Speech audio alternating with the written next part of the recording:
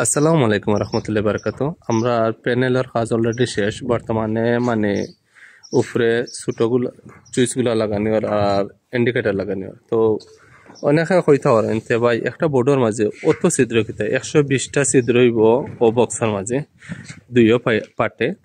তো জুনেতে তৈরি করা তো ওই যে চুইসগুলো লাগাইছেন এইরকম চুইস 50টা লাগবে।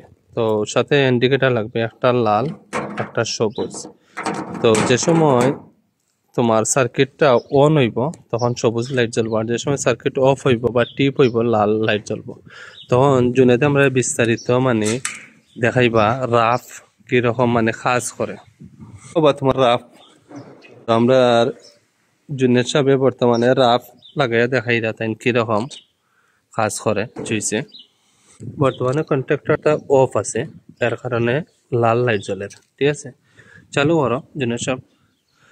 এখন চালু করছে যে সময় দেখো সবুজ লাইট জ্বলছে। তো অলরেডি মানে মানে কন্ট্রাক্টরটা অন আছে, এর কারণে সবুজ লাইট জ্বলে। তো অনেক সময় টিপ হইলেও লাল লাইট জ্বলবো। বর্তমানে ধরো টিপ হয়ে গেছে, টিপ হওয়ার সাথে সাথে লাইট জ্বলে। তো ওরকম কাজ। এর মাঝে আরো অনেক এখনো কাজ শেষ হয়েছে না, আরো অনেক জিনিস লাগানো হইব, যেমন রিলে লাগানো হইব, যেমন অটোমেটিক চলবো বা অনেক সময় মনিটর থেকে কম্পিউটার থেকে তোমার কন্ট্রোল করা হইব।